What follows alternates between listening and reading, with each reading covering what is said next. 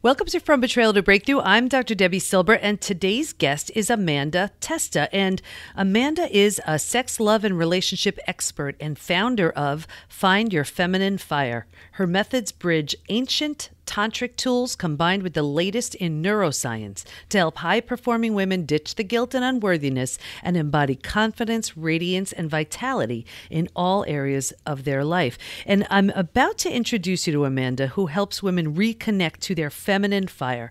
And this is so important because things like childbirth can have us looking at our bodies like, what the heck happened and whose body is this? Or we can have a betrayal experience that slams our confidence too. How do you get that confidence back? Amanda's going to tell us. Here she is. Okay, everybody, you are just in for such a treat because I have Amanda Testa with us today. And it was really exciting because even just the brief little conversation we had right before I hit record had me know, hit record because you don't want to just lose all this great stuff that we're going to capture during this conversation. So we're going to be talking about body betrayal. We're going to be talking about self-esteem. We're going to be talking about just everything having to do with that internal, that fire that can go out so often, but how we can get it back. So welcome, Amanda. Thank you so much for having me, Debbie. So, we started talking a little bit just right before I started like I said, before I hit record, and we were talking about how our body can betray us after, let's see, I've had 4 kids. So your body is not the same body you had before children. And you said that you have a lot of clients who struggle with that. Talk to me about that.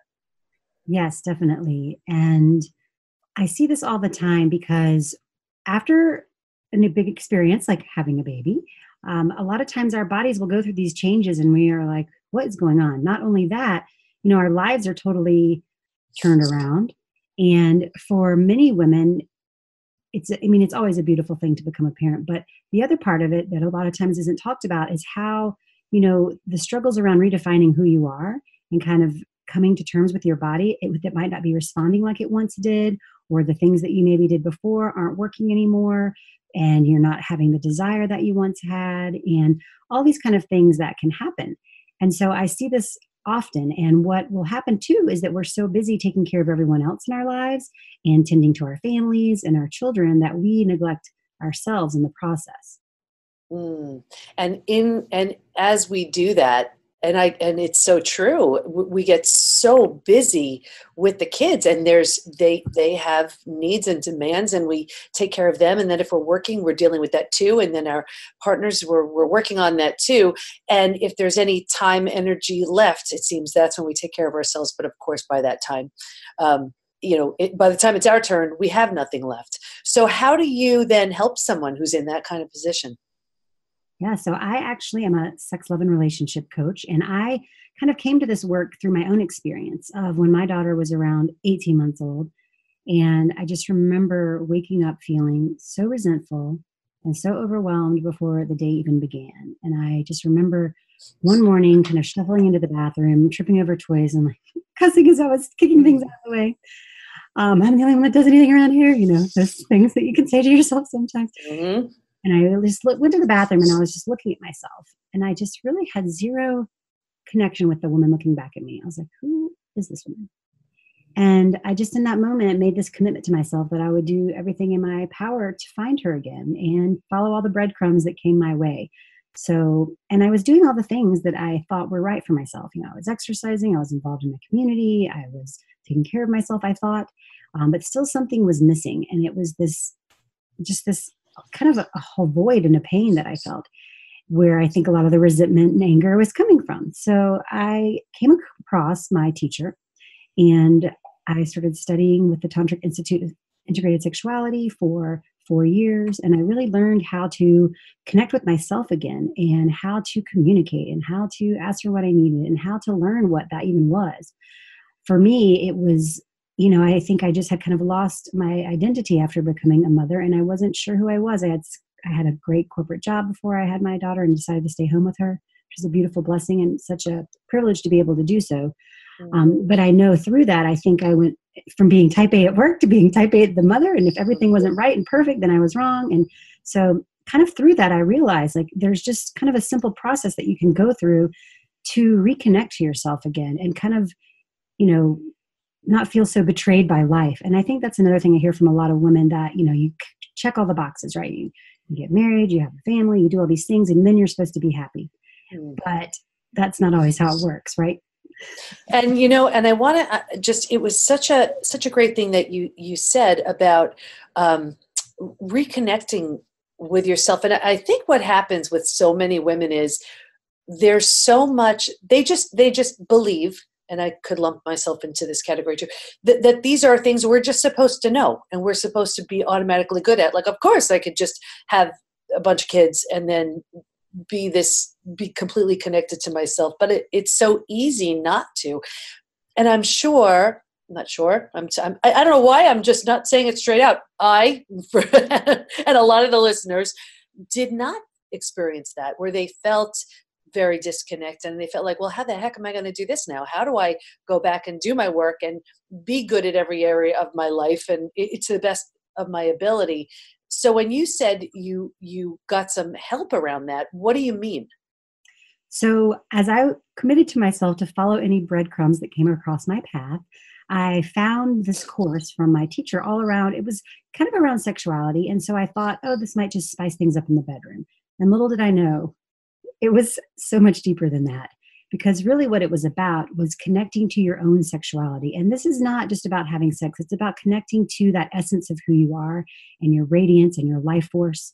And so that for me was a huge eye-opening experience, because I have kind of been conditioned that my sexuality, or, you know, my body was for someone else's pleasure. Like during sex, oftentimes it would be, I was there, I would enjoy myself, but really it was more about the other person than me. You know, I was always concerned about my husband or versus my own pleasure. And I think this happens with a lot of women because we're not ever really taught how to find that for ourselves. And so that for me was huge. And also realizing that I can't expect someone else to meet all my needs and make me happy.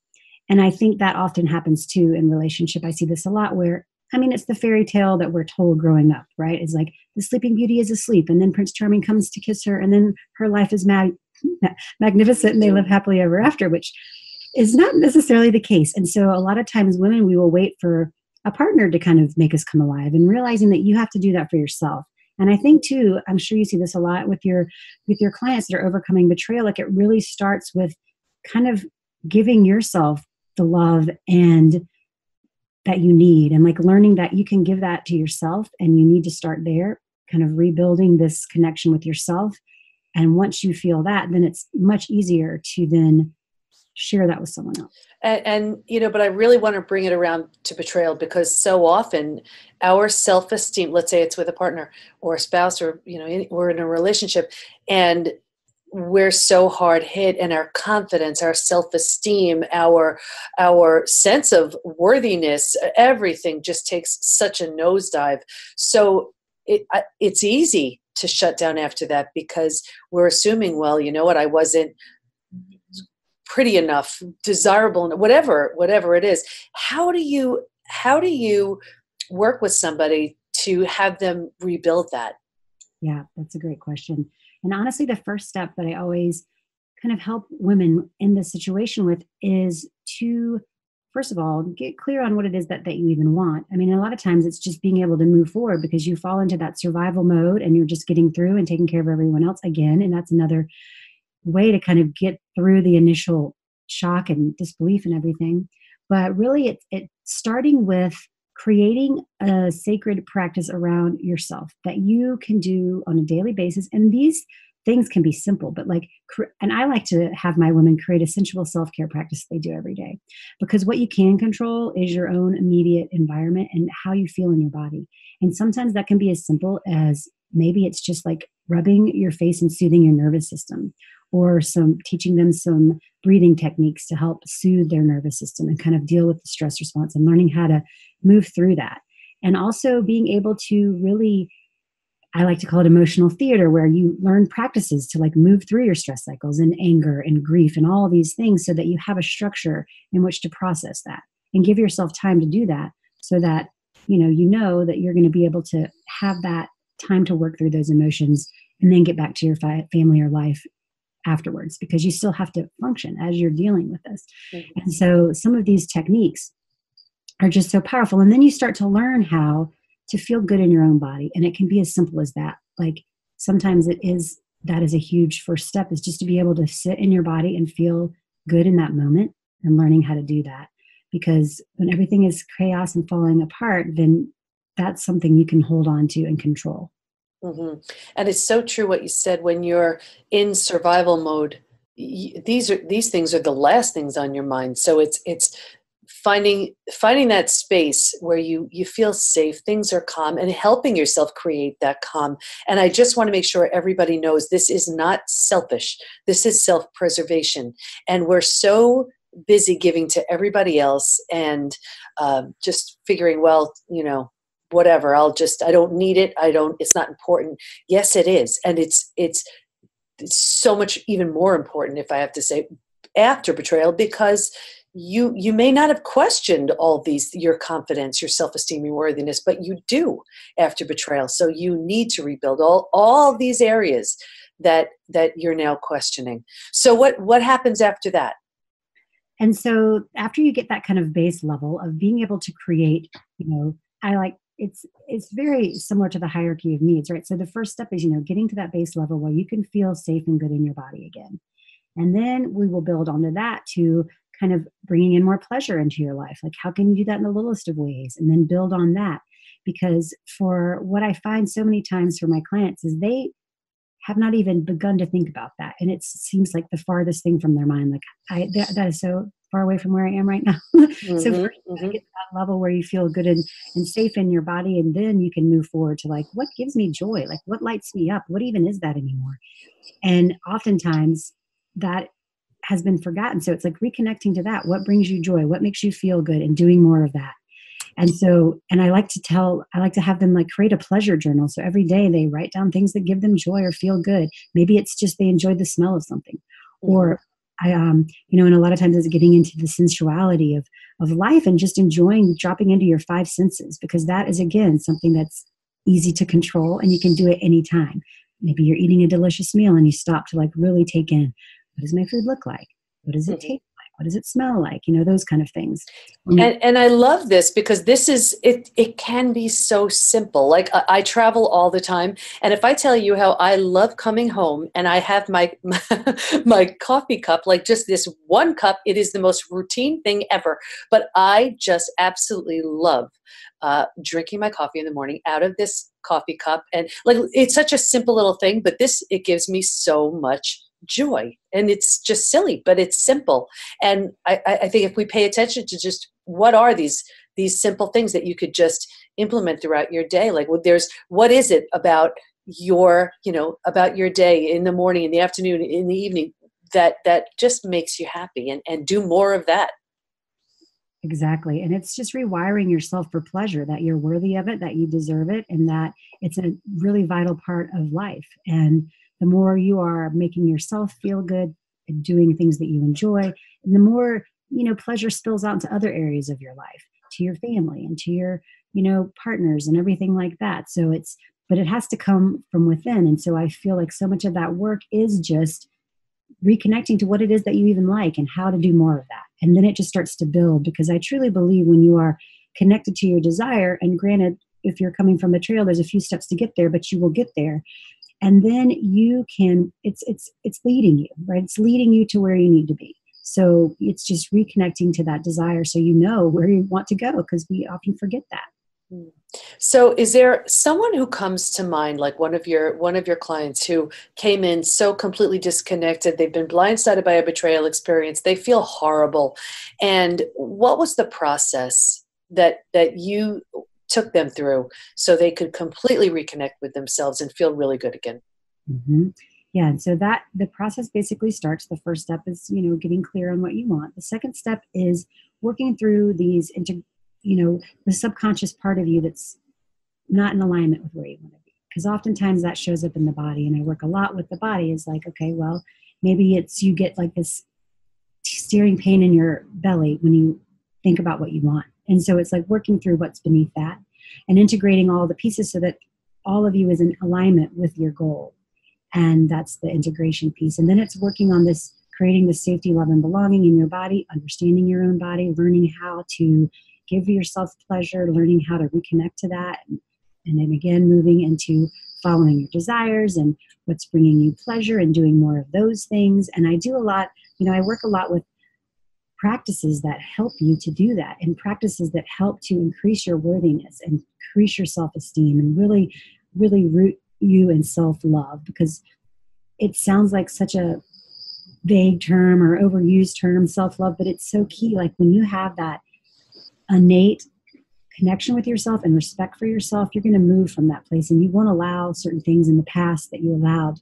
You'll have better boundaries. You will have more ability to speak up for your needs. And that is so huge, especially in overcoming betrayal, because you maybe hadn't been so good at that in the past. But now you are very clear on your boundaries, what you need to take care of yourself, and you are going to make that non-negotiable. And it's so true, because it's when you talk about self-love, it really so much of this is a big reframe too, because even from the beginning, when you're saying about our bodies betraying us after kids, I mean, think about it. We could look at it and say, oh, now I have, this loose skin, or I have these stretch marks, or whatever or this extra weight, or whatever you're struggling with. But I really invite every mom to look at that same body and say, holy moly, this body created life. Like, think about the awesomeness of that.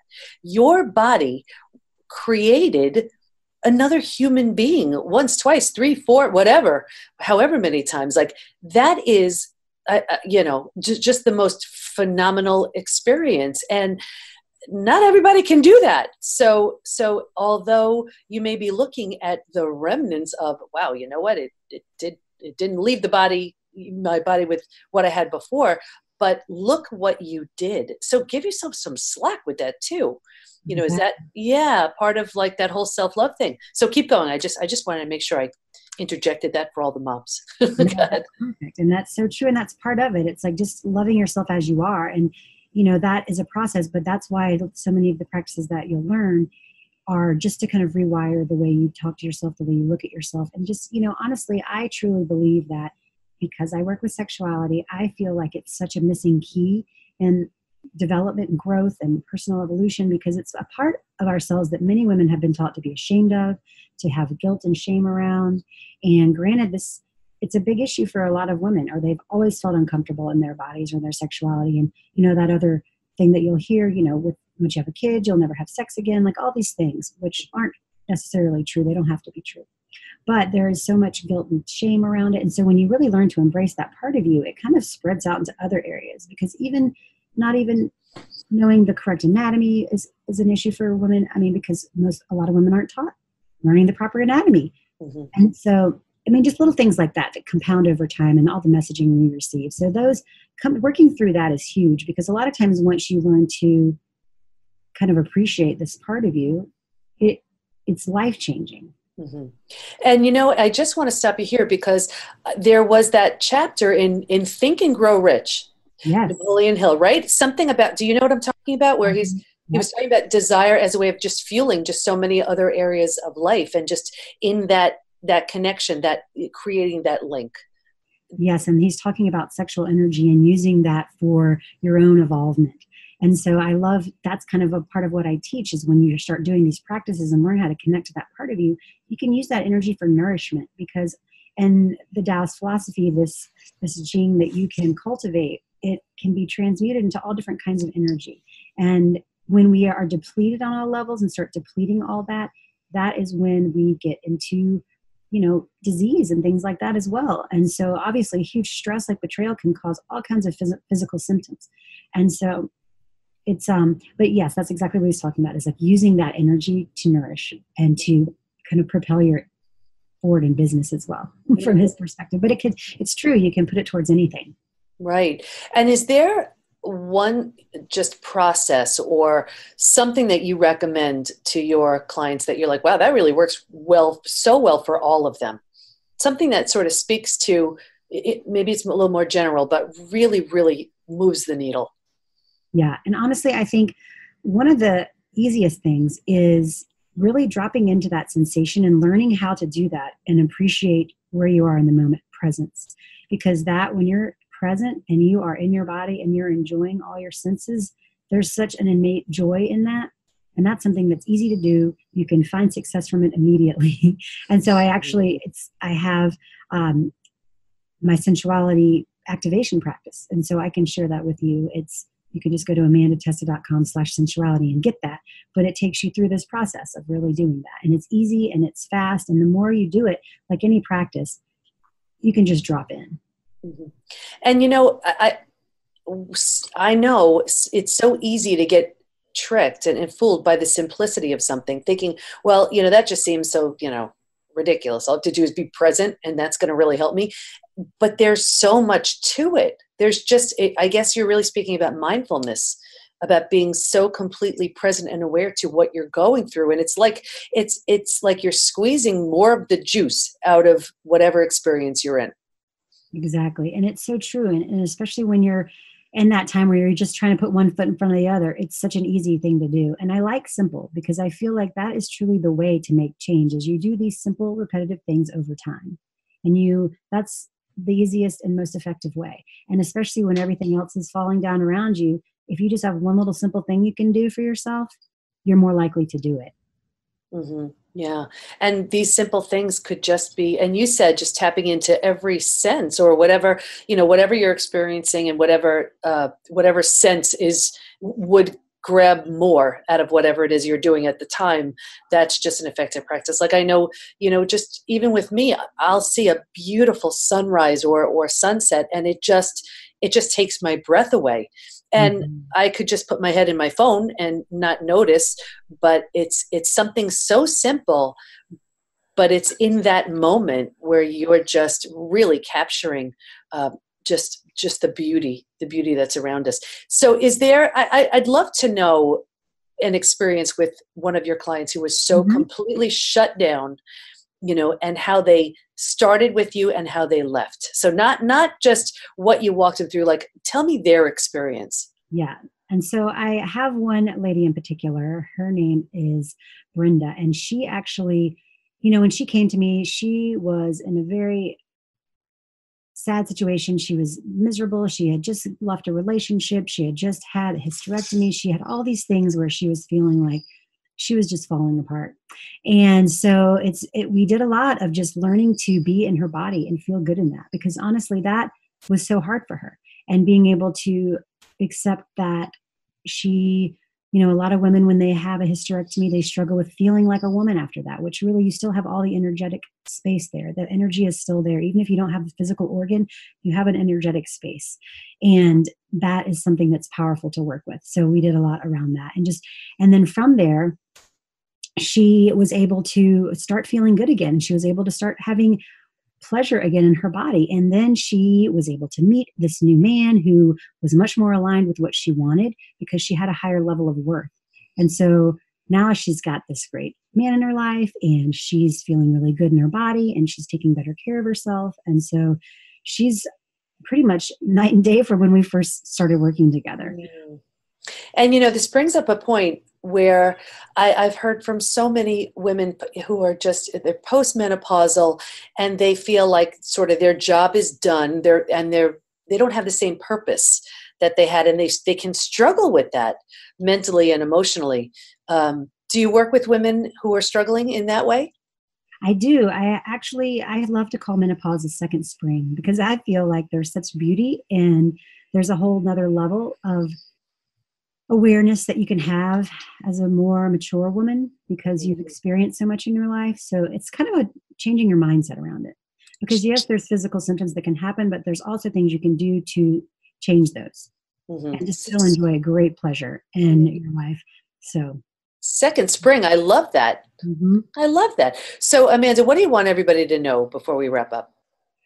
So what I'd just like to leave you with is knowing that you can get from this pain of betrayal and, feeling betrayed by your body or by a situation in your life or by a loved one, and you can get through it. And I love using pleasure as a compass. And so learning how to just reconnect to your body, learning how to feel more pleasure in your body, and that leads to finding it outside of you and following that pleasure, because I feel like pleasure is such a huge key. It's like a vital nutrient. You need your daily dose of vitamin P, daily dose of pleasure.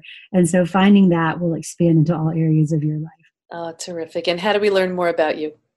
So you can find me at my website. It's amandatesta.com. I also have a podcast called Find Your Feminine Fire podcast, where we dive all into relationships and sexuality, and you can find me there as well. And as I mentioned earlier, the sensuality download, where you can walk through that 5 senses ritual to kind of really be present, you can get that at amandatesta.com/sensuality. Amanda, thank you so much. I know there are so many women who just may have been a little uncomfortable with the whole idea of talking about sensuality and pleasure and everything, but you really helped just explain what goes on and how it's a vital nutrient, like you said. Thank you so much. Thank you. So much of what Amanda said had to do with reconnecting to our bodies through awareness and reconnecting to our senses. Maybe that means taking in the beauty of something you see, appreciating the feeling of something soft and cozy, or really appreciating how delicious something is. Stay in touch with Amanda by going to amandatesta.com, and we'll have her information in the show notes at pbtinstitute.com/podcast. Here's my biggest takeaway.